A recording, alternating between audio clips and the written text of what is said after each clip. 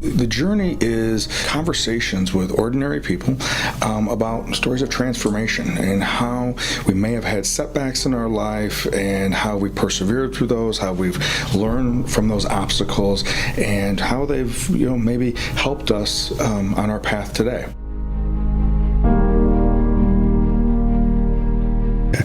So, Katie Maringer, it's great to have you on the journey. And as I've said many, many times, the journey is an opportunity to have people on that they can just maybe share their own experience in their own life.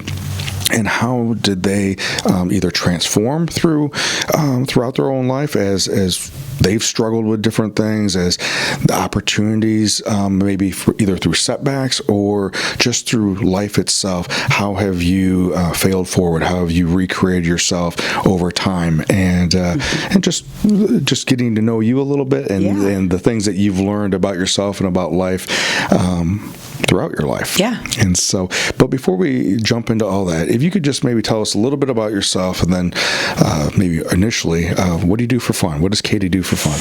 Oh gosh, I make jewelry, which is more therapeutic than fun. Yeah.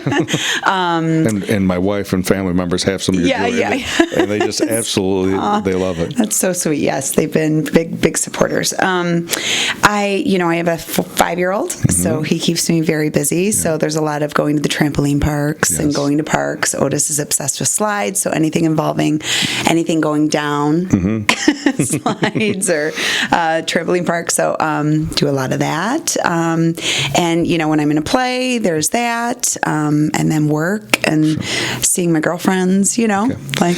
And you cut hair, right? Yeah. Okay, so you cut hair, and then on the side you make jewelry. Yeah. And then on the other side, you are an actress. Yeah. and then you're a mom and a wife. All those things. All those things. So you've been a hairstylist for how long? Let's see. I went to school when I was 30, so about 16 years. Okay. Yeah. All right. And where do you work out? I have my own studio called Hazel, and it's on the east side. Okay. So great. Yeah. Now, do you have other stylists with you? No, it's just me. Just you. And I have a reflexologist coming there in June. Oh, so really? she'll work the days. I only work 2 days, so she'll be there the days that I don't. Gotcha. So which is nice. Okay. So nice. Yeah. Who's the reflexologist? Her name is Jerry Piper. Okay. And she's lovely. We connected immediately when we met. We talked to her 2 hours before we even decided, this is the place for you. So perfect. Just a lovely person. Yeah. So we had years ago. I had when I had Four Corners Wellness Center, which is where KP's at on the Linden office. I had a reflexologist there, along with 2 massage therapists and the nutritionist and the chiropractor. Yeah. And I knew about reflexology, but I didn't know through that experience of having her work there. Her name was Lisa James. As she was working there, I got to learn a lot more about that craft. And I had no idea about it, and I was like, an hour-long foot rub? Yeah. Heck yeah. Sure. But there's, of course, so much more to it on their end, but, it feels amazing. Oh, yeah. And then what they're able to assess and what they're able to connect within your body, and it's amazing. Yeah, it is pretty amazing. Yes, it is. It can be very cathartic as well. And I think for us in general, for us in the Western Hemisphere, especially in the United States, there's a vulnerability about even having people work on your feet, which is different than maybe a regular massage. Yeah. And there is an element of that is different for people. Yeah. Some people are like, oh, heck no, and I'm like, oh, Dave was so relieved that I found a reflexologist because I made him rub my feet, and he doesn't love it. Yeah, sure. And he's not real great at it. Sure. So just touching. I appreciate it, Dave. Yeah. In case you're listening, I don't want you to stop, but so Katie, you're from the Rockford area. Yeah, I grew up in Belvedere. Okay. Yeah. And so back then it would have been Belvedere High School. Yeah. You graduated from. Just the one high school. And when you were in high school, what if you were involved with any extracurricular activities? What activities? Yeah, it was mostly chorus and drama. Okay. There we didn't at the time have a real big theater department. We didn't have an auditorium. Okay. So our choral department was directly kind of connected with the drama. So we did like a lot of cabaret style shows. I was the accompanist piano for the choruses. Oh, okay. So that really got me involved on the choral end of things. I wouldn't say I'm a singer. Okay. I mean, I sang, but Sure. music theater was not really my thing, but I enjoyed doing that. That's kind of all that we had. Right. And then we do like 1 or 2 straight plays a year with the drama department, but it was real small. It's nothing like what Rockford has now. And Sure. Yeah. It has definitely grown over the years. Yeah. In Rockford, and Rockford has probably been, Rockford and Boyle and Hondig and Harlem have been maybe in a much more progressive regarding that, but I know Belvedere has really come along probably in the last 10 to 15 years. Yeah, for sure. Yeah. So what drew you into acting? What about why acting?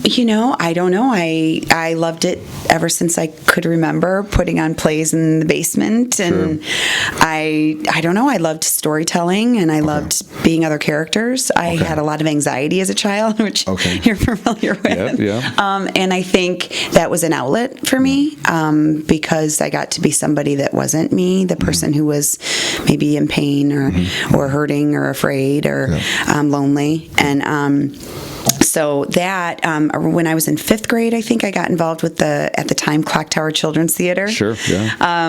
Ruth Boyd Gustafson and her husband, and they produced like these little children's musicals, any, child's play, like Cinderella was a musical, and Rumpelstiltskin was a musical, and Hansel and Gretel became a musical. So it was all of those, and we'd perform there on Saturdays.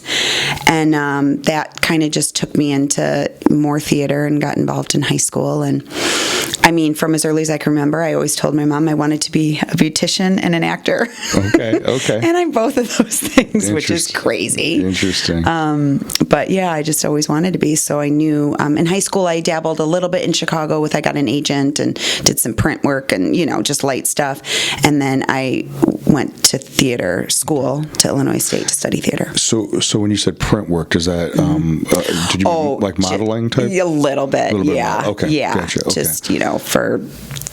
I don't even remember what it was for, someone's business portfolio or for a t-shirt company or whatever. Sure. Yeah. But some of that all kind of goes in the same kind of same family, right? Right. Yeah. Okay. Yeah. Right. And then, before we go to Illinois State and your adventures down there, so maybe some of the audience members would be going, okay, wait a second.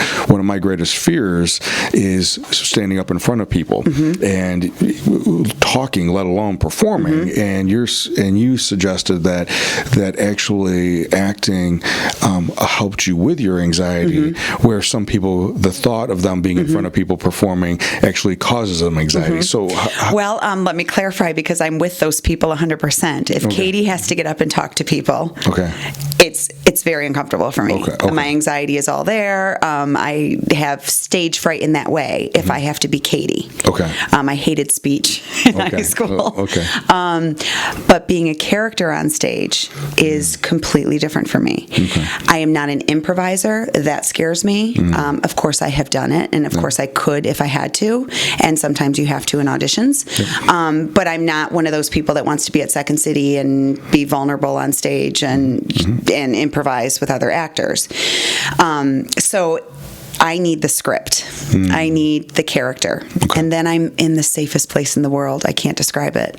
There's no nerves. It's just a safe place for me. Okay. So the order that comes from the script then allows you to then have that comfort in the chaos or disorder. Right? Yeah. And I think that it's the process, it's the process of developing this character and creating this world, and engaging with these other actors who become characters in your world, and that whole thing is really wonderful and beautiful. Okay. Yeah.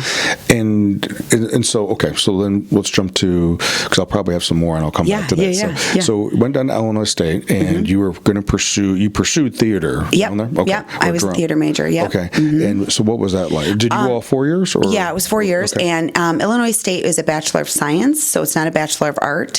So it's funny because, there's a lot of people, oh, what a breeze, theater's a breeze. But we had to take the same amount of general ed, gen eds as everybody else. So I was in Math 101 and, English and science and all of those horribly hard classes that everybody else had to take. And then you were at the theater because you were right into your major. It's not like if you're a speech path major, you get in your major in your junior year or whatever. You are in freshman year and you're at the theater and you're in practicum for lighting design and you're hanging all the lights till 2 a.m. for the production that's going on, and then you're taking all your other studies and going to class, and it was a real separate sort of, you feel separate from the university, because it's a melting pot of kids who came from backgrounds that weren't so wonderful and safe. So theater really has this beautiful way of bringing all of those people together and having a home. So I had this home,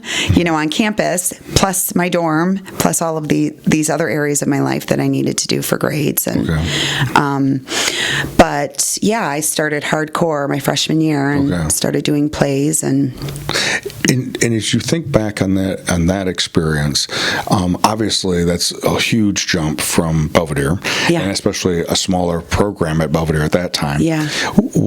If you kind of just summarize that experience, what did Katie learn about Katie in that time period when you were at Illinois State? Oh gosh, just I think freedom and responsibility and okay to really be myself. I think in my younger years, looking back now, I felt very misunderstood. I felt like I was an old soul. I didn't really, I got along with everybody. I was that person. And I guess I was popular. I hate even saying that word, but I think I was well liked and I had friends in all these different groups, but I never felt like anyone really got me, and I felt like I could really become who I am today. I think Illinois State was, and the people in the theater department were a big catalyst for that. Like, that it's okay to have all these feelings inside, and it's okay to let them out, and it's okay to talk to other people and celebrate our weaknesses and really connect with other people who've had same experiences. I connected on deeper levels. I could conform with people and just have basic conversations, but I needed more than that. I needed to go deeper inside, and that's the group of people that takes you there. You know. Well, and some of it's what the actual the art of theater demands of it, right? Yeah, absolutely. And if we talk about it all the time with my therapist, if you aren't doing your own work, it's going to get revealed in a session through your clients. And I've heard it being similar, that if you aren't doing your own work on yourself as an actor, it will block you from, or you'll end up with a part that's going to then force you to. If not, it won't work. Right? It doesn't serve anybody. Yeah. It's it doesn't serve you as the actor, and the audience will feel that as well. They'll feel that you're not connected or it'll be engaged. less authentic. Absolutely. And then as well as it just be a miserable experience. For the actor, right? Because you're kind of faking it the whole time, or avoiding, or however it is, right? So, after Illinois State, so after Illinois State, then I moved to Chicago right away, and got the headshots and got a great agent, Big Mouth Talent, who I'm ironically with today, a lot of years past, but so she had just started her agency, and I did a lot of commercials and independent films, and there wasn't a whole lot of TV shooting in Chicago at that time in the late 90s, and I did a lot of theater, and then in 2001 I decided I wanted more, and so I moved to LA. And gave that a go for a few years, and I did some theater there, a lot of auditioning. I was kind of the callback girl. I was like on hold for a Dodge commercial. I was on hold for a Saturn commercial. Like just always, I auditioned for Gilmore Girls a few times and Scrubs and JAG, all these shows that were pretty prominent at the time. Sure. And just waiting for that kind of break a little bit, and but I was meeting all the right people and getting really good feedback from auditions and producers, and then I had a death. A very close person died to me, a boyfriend of 6 years, and it was right after 9/11. So 9/11 happened, and then he died November 1st, right after that. And it just really broke my spirit. And I lived with my sister at the time, and she was my angel and got me out of bed every day and made me go to work and make sure I was fed. But my spirit was gone, my gumption for everything was gone, and I just couldn't. I didn't care about the auditions. I didn't care about who thought I was great and wanted to call me in, and I knew that I needed to make a change. And how did your friend die? Oh, he actually fell off a building at a party in Chicago. So up 3 flights on Halloween night. So terribly traumatic. And I was in a play at the time in LA, and of course it went through my whole circle of friends in Chicago. They all got the calls, and after my play was over, we all went downstairs. We were going to go to the bar next door, and the director came out down to the parking lot and said, can you come back upstairs?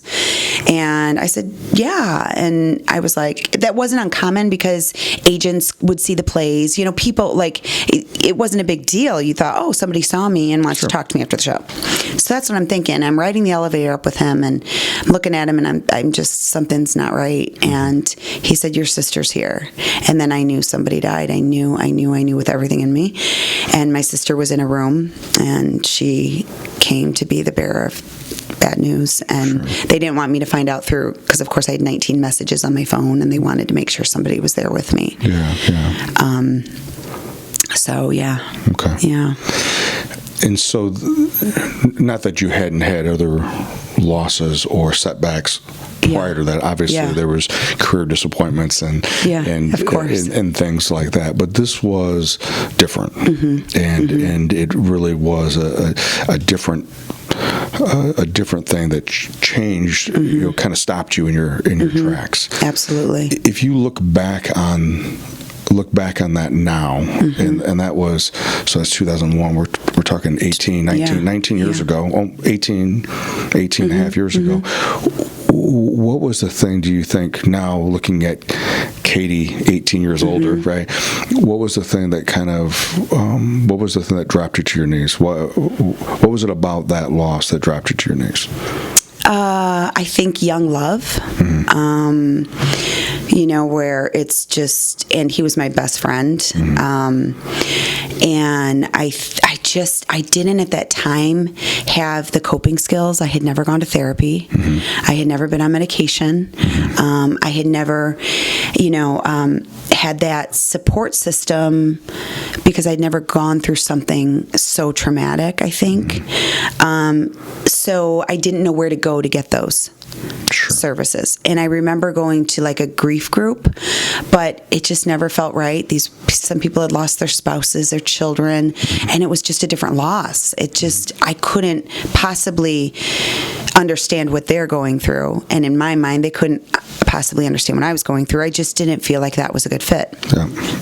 And my sister is a therapist, and so she would help me connect me, with the right people, but it just never, at that time in my life, I was an escapist, and I just wanted, I still am a little bit, you know what I mean? But now that I've grown, I know how to deal with things a little bit better, but I just thought I need to leave. I need to go home. And I did stay another year after that, but I was self-destructive and just not taking care of myself. And so I just craved what I had before the loss. I went back to a happy place, which was Chicago, which is where I met him, which is where our theater was, and my agent in a smaller smaller world, for me. And I thought it's just going to go back to the way it was. Yeah. And so I went back to Chicago.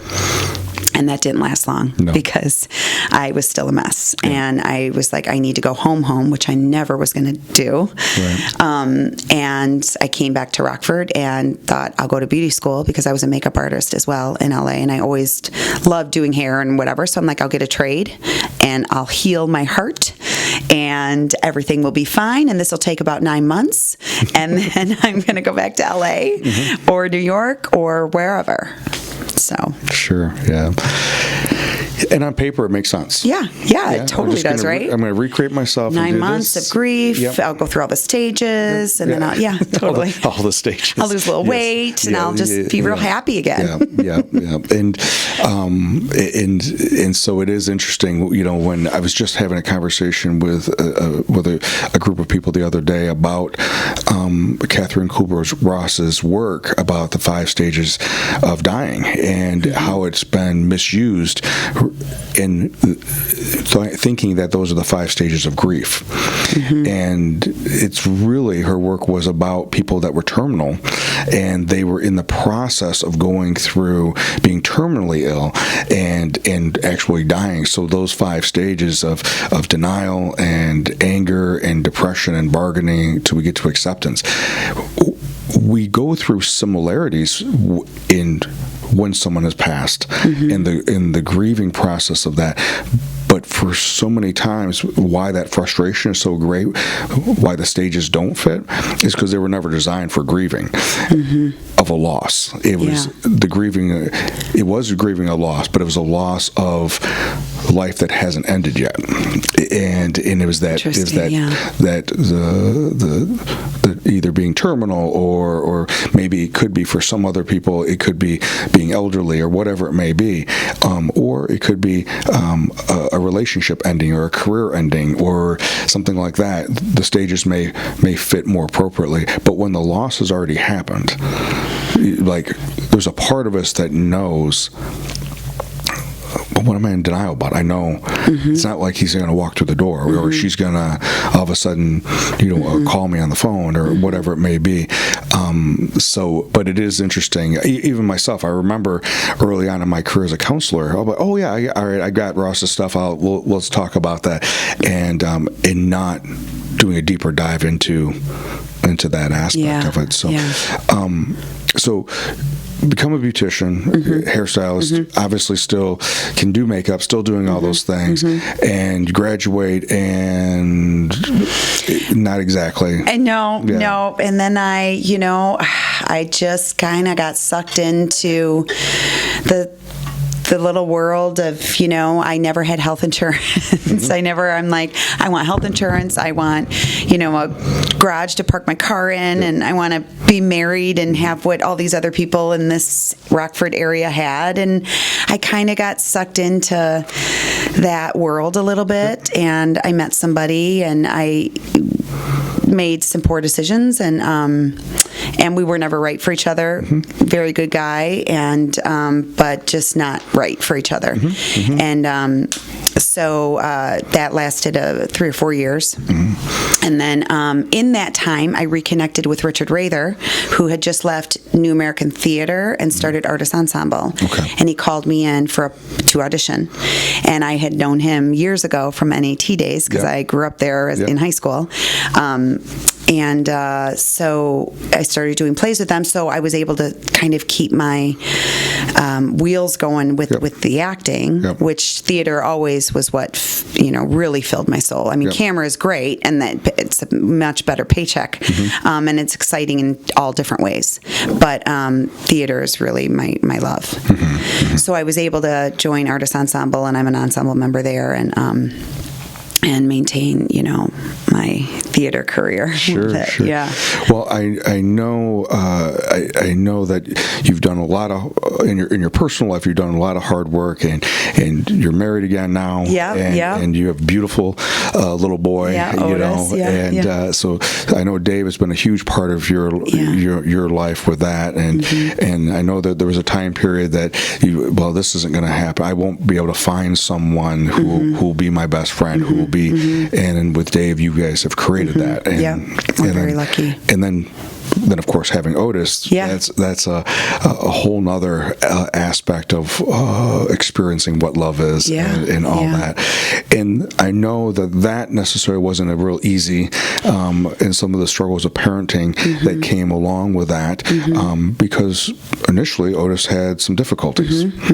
Yeah. You want to just share just briefly about that? Otis he was born with a cleft lip and palate, which we knew, and so initially, like, we couldn't leave with him, he also had 2 holes in his heart, so he had to stay in the hospital longer, and they had to do all these tests to make sure he was okay. He had some developmental delays, and he was born with low muscle tone, so right out of the gates we had, OT, we had PT, we had speech therapy, which thankfully, because these lists are so long with early intervention with these kids getting these services, and I had a very good friend, Dana Slaybaugh, and she was a speech therapist, or she was a physical therapist with EI, and she took Otis on right away, and was amazing, and she helped facilitate getting other people on board on his team, and with speech and OT, and we just had the best people possible, and so he thrived, and he's just doing amazing. He's just, everything we read in the beginning, it was like, oh, it looked really grim and scary, and he's just he's proving science wrong in many ways. So, and when I see the pictures of him, and he just recently had a birthday. He and I remember those conversations that we had when he was first born, and those first couple years, or for those first few months. You're 100% right, because those are he is definitely out of the box from those things. Yes, he is. He's doing amazing things. So, well, the reason why I think that is a real important backstory for anyone that's listening is because now you're in a play with Artists Ensemble, which is at the Cheek Theater at Radford University, and this is the second week. Over the weekend was an opening. It's called Cry It Out, and you're one of the leads in this. Leads. There's 4 of you. Yeah, it's an ensemble. Yes, but I think it revolves around Jessie's character, who I play. Yeah. And so, tell us a little bit about the play as a whole, and then just watch us a little bit. It's set in New York, and it's 3 women that have all recently had babies, and they're all from sort of different walks of life, different demographics, and their first babies. Correct. Yes, thank you for clarifying. My character's from the Midwest and moved here, to have a career. She's an attorney and marries a businessman, and they have this great life for like 6-7 years, and then they decide to have a baby, and we live in a duplex across the way from probably rent controlled type of units where people have lived there for a very long time, and around them they're rebuilding all these like $1 million condos and everything. So that character's Lena, and she's a Jersey Shore girl, and with the nails and everything, probably an unplanned pregnancy with her boyfriend, and they're living with his mother. And we sort of connect in the very beginning of the play that, we come together and we have nothing in common outside of we have these babies. And it's like they connect so strongly on that. And they're each other's everything because we're so lonely and we have no one to talk to all day, and so they immediately become just besties, and they just fall in love with each other, and they share their experiences. And then there's another woman that enters the picture, and she lives up on the hill in a very well-to-do neighborhood, millions of dollars, and she's a jewelry designer in very high-end department stores. And we meet her husband first, and he had seen us getting together, and his wife is going through something. To find out later, it's likely postpartum, and he wants to get her to be with us, to hang out with us. She's lonely, she's miserable. miserable. And so he approaches us with the, can I invite my wife to have coffee with you ladies? And, we're a little freaked out at first. And then my character is very empathetic and sympathetic and was like, yeah, that would be great. Bring her down.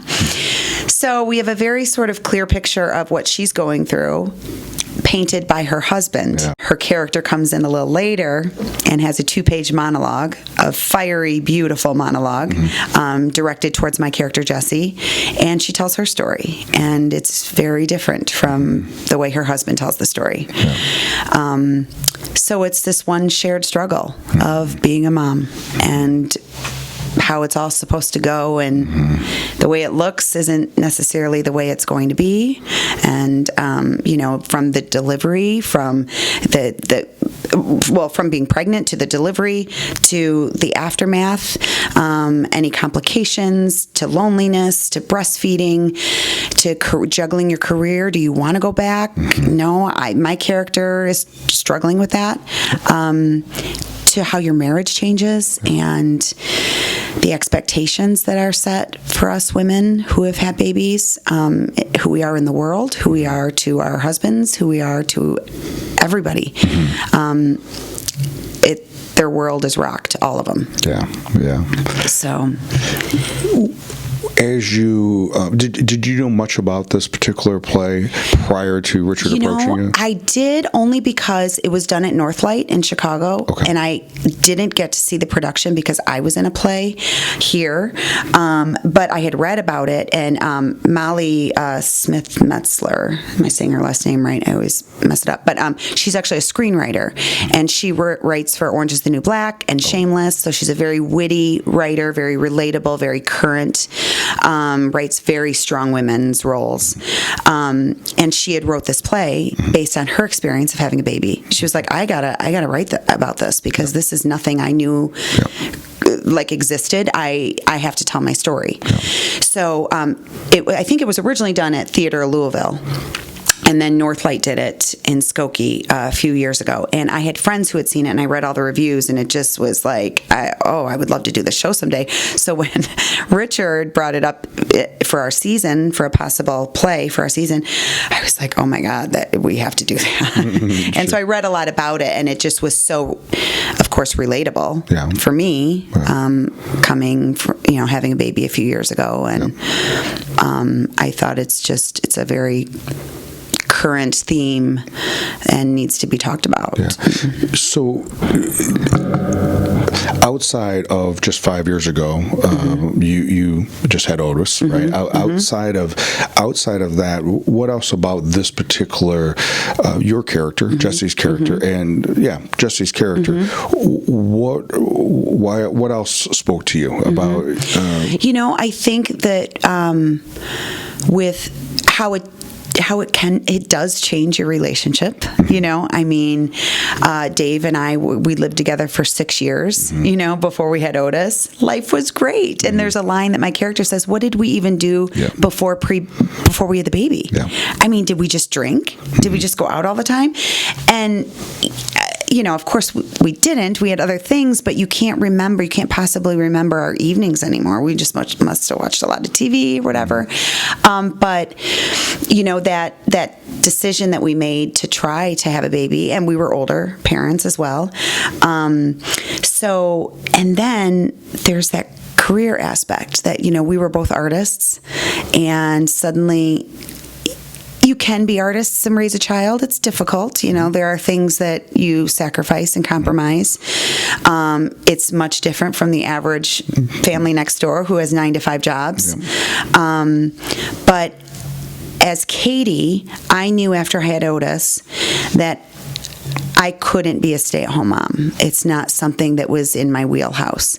I missed acting. I missed that part of my life that filled me in a way that nothing else filled me, and that filling I was lacking, and I needed that to be a better mom. I needed that to be a better wife because I lost part of myself that had been with me for all these years. So I knew to be a better mom to Otis, to be a better wife to Dave, to be a better person to myself, to love myself more, I needed to be doing something I really love too. Right. And I know, as you were just sharing about, similar to Jessie, your character, there's a part that's revealed that Allie, her baby, was a high risk birth. The pregnancy wasn't high risk, but the birth was. Right. And ironically, there was a similar situation, maybe not in the pregnancy, or definitely not in the pregnancy, outside of just the natural, you're older, so we have to be aware of certain things. But after Otis was born, there was, because I don't know if you guys didn't know some of those things prior to. No, we only knew about the cleft lip and palate at 20 weeks. Yeah. And so now all of a sudden, this isn't rainbows and unicorns. How much did that play in? I got to be a 24, 28, 8. Yeah. Hour. Being with the mom. Well, I don't think that can. You never know what's going to happen, and I think you're going to have a baby, and you're going to leave with the baby 3 days later from the hospital, and everything's going to be, beautiful. Yeah. And that is the case for some people. It wasn't for me, and it's not for my character Jessie. Yep. So we have that in common. And Jessie has the baby, and they have to have a crash C-section, they call it a splash and slash in the play, which I had never heard of. I've never heard of that. And it's like an emergency, a bigger emergency than a C-section is. So you're not even prepped. They don't even know, her oxygen was getting cut off. Her heart stopped completely. They had to resuscitate her. So I think that moment, which Jessie talks about later in the play, she could not fathom going back to work. That moment where she almost lost her baby changed everything for her, and nothing else was more important than being at home raising her child. So that's sort of her fight through the whole play, is how she's going to make this happen, how she's going to convince her husband that this is what needs to be, and that's what's going to make her truly happy. And also there was an added now pressure, or conviction, maybe that's a better word, an added conviction when that impacted the relationship with her husband, because he would want to go out to eat, or he'd want to go on a vacation, or he would want to do certain things, and she would look at him like he had 3 heads. Yes, yeah. He's a business planner, and he's the guy that has the budget written out for the next 30 years and how it's all going to happen. He wants the lake house in Montauk. He wants a bigger house. He came from a well-to-do family. So he has all of this lifestyle in place, and nothing's going to change that. And he needs Jessie to go back to her job so that all of this can happen. And Jessie may have even been on board with that. Absolutely, pre-baby. Yeah, I don't think she expected to want to stay home. I think she expected to go back to her law firm and become a partner and have a nanny and help with the child and do the daycare thing. But I think when she almost lost her baby, it was so traumatic, and it changed everything for her. And so that's her dilemma, that she's going through. And I think another story within the story is Andrea's character with her husband, and they both similar pre-baby, though they had multiple pregnancies that didn't come to being able to have a child because of miscarriages. They have a similar struggle, and that what was pre-baby and now is not the same.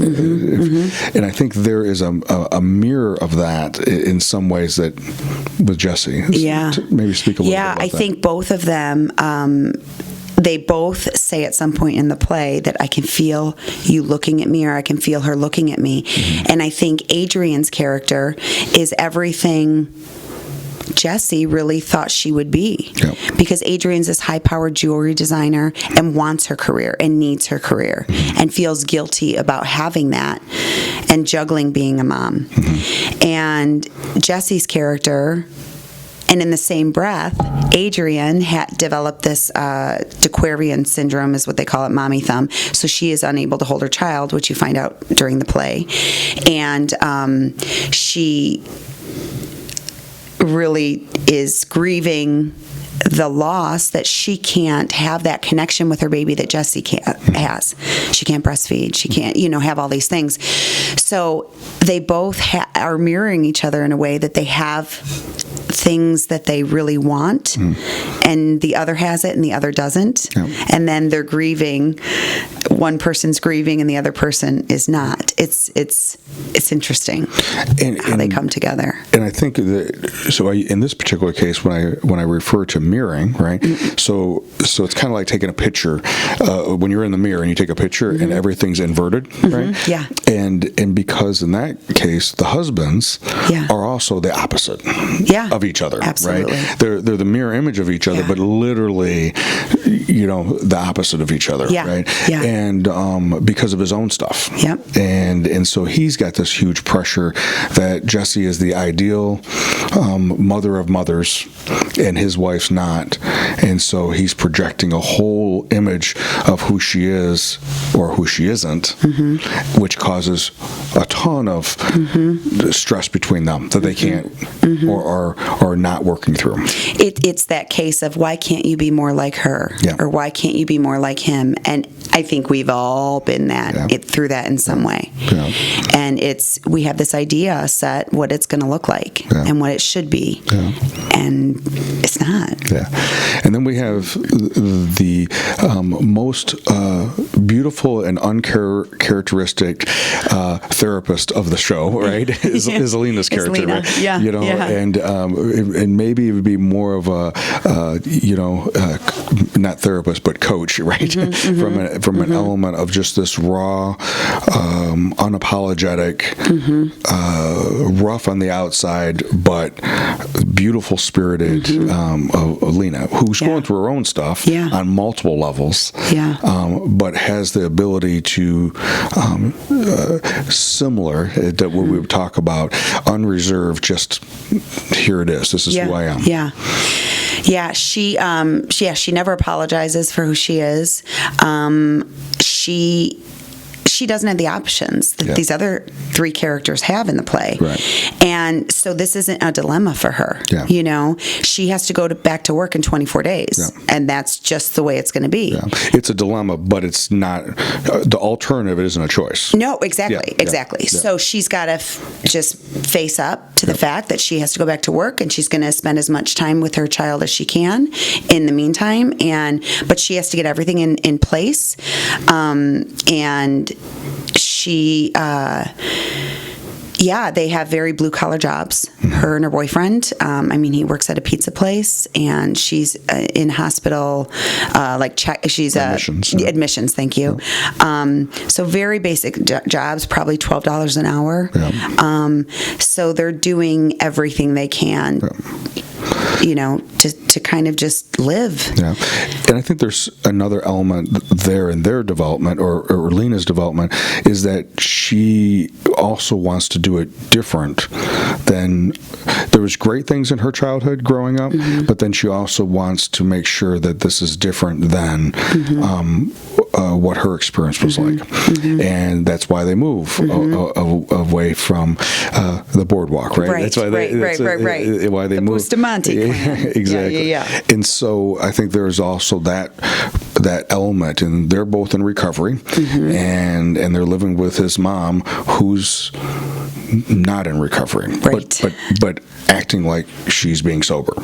And so there's so many. So there's many elements of the child of an alcoholic, and and so there's so many. As I said to Richard after Saturday, we did the read along, a few weeks ago, but when I got to see you guys perform it on Saturday, I was just, as I said, blown away. There's so many things that are, to me, imitate life. There's so many things that this could easily be, there's nothing fictitious about it, except it's a fictional, based upon real life stories.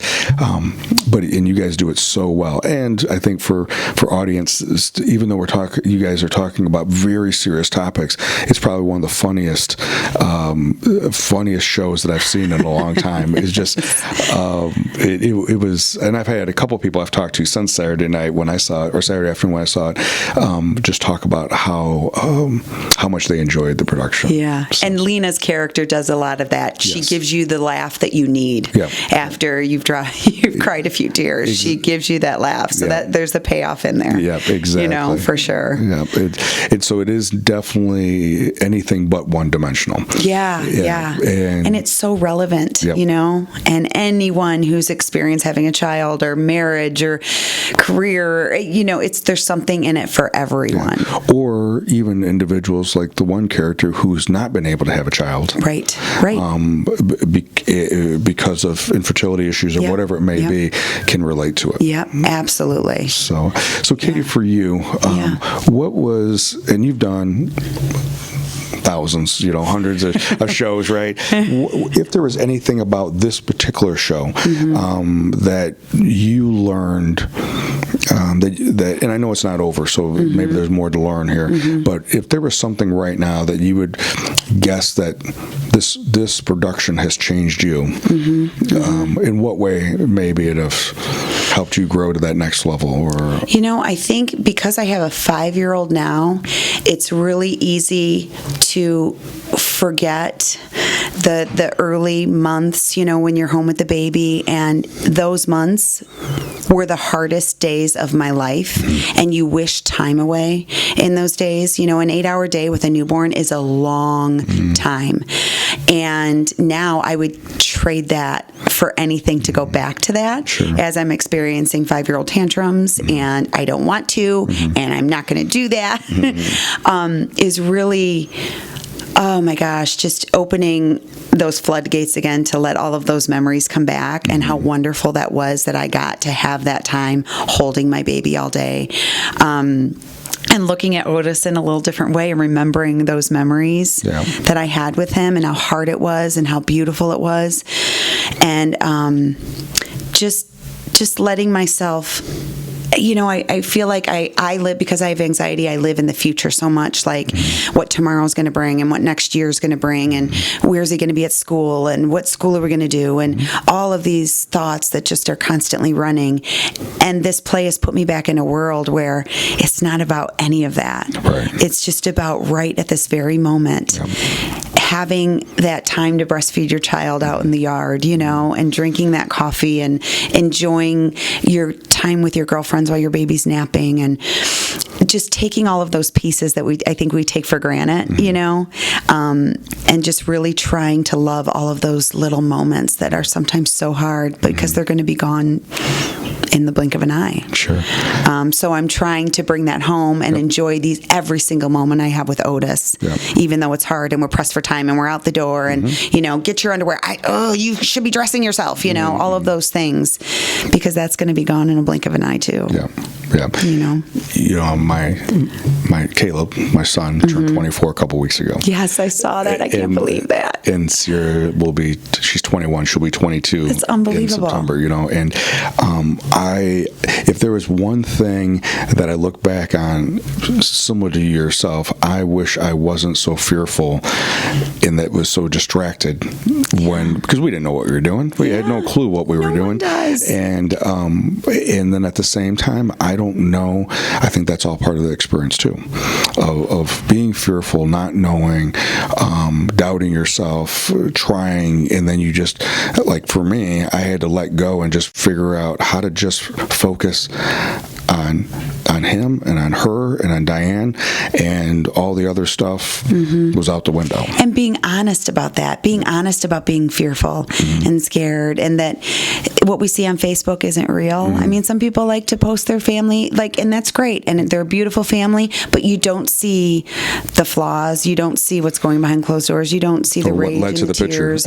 Yeah, absolutely. And I think that finding your tribe and the people in your life that you can really be open and honest with, I think that's so important because a lot of people don't have that, and they need that on those bad days, especially. And I think that was one of many things that are beautiful about this particular production, was that in particular, Lena and Jessie experiencing that, and then when Adrian comes into their life, it not only does it make their relationship even deeper, but it allows them to have empathy, Jessie first, but have empathy for this other family, and so I think it just does a really nice job, as you said, of illustrating the importance of that tribe, illustrating the importance of someone coming into your life that may not be planned, but how they can be such a moving person in your life for you to face some of your own concerns and your own fears, and give you permission to have your own voice. Absolutely. So, well, Katie, thank you for being on the journey, and thank you for doing such an amazing job with this show. Thank you. If you could, just for the audience, let them know it is Cry It Out. Oh, real quick, I think this is another piece that I almost forgot to. The title "Cry It Out" is such an interesting thing, because there's like one line where they only mention "Cry It Out" like once, and it's at the very beginning of the play, which is so strange, you know. But it is so layered with so many things of what it means. You want to give a brief insight? Well, I think and the playwright, I think for a while didn't have a title for the play, and she's like, what am I going to call it? What am I going to call it? And there's a sleep training method that all new moms are perfectly aware of, whoever's ever listening, and it's to get your body or your baby to sleep. And it's where the slang is the Cry It Out method, where you let them cry it out, and you set the timer, and you let them go for so long, and then you go in there and whatever. I luckily never really had to do it. I know my sister did it and had success with it, but there are many schools out there and opinions about it, and that's one of the issues, where the two actors are on very different sides of the fence, the two characters, about the Cry It Out method. But I think it also layers the fact that we're all crying it out. This is so flipping hard, all of it, and I think it's a beautiful theme that runs through the whole play and their whole journey. I think it is, for me, watching it, and then it was about that idea of it's about self-discovery as a woman, as a mother, as a husband, as a father, and then discovering who is your child and what's going to work for them, what's going to work for you, and what's going to work for them is what works. Sure. And even being a counselor, as long as I have, don't have one expert bone in my body, except that I just spend a lot of time walking with people on their journey. Absolutely. So Katie, thank you again. If there was a way, how would anybody who's listening, how would they get in contact? How would they, when is the show going to be this weekend? Yes, come see the show, please. You will not be disappointed. It's 90 minutes, no intermission, which is my favorite kind. You'll laugh, you'll cry, you'll just feel, it's just amazing. So it runs Thursday, Friday, Saturday, Sunday for the next 2 weekends. Thursday 7:30, Friday 7:30, Saturday 4 and 7:30, and Sunday at 2. And you can go to artistsensemble.com for tickets. And I don't know the box office phone number off the top of my head, but it's on the website, and you could Google Artists Ensemble and call the box office for tickets. Perfect. All right. So thank you very much for being with us today. And as Katie was mentioning, not only in her own personal journey with life and with loss, and pursuing what allowed her to feel a sense of peace and a sense of connectedness, this play that she's doing this weekend, finishing up this weekend, does exactly the same thing. I would highly encourage you to check it out. It will definitely be worth your while, and it's also not only will you laugh, but it'll allow you to think in a bigger perspective. We'll see you next week.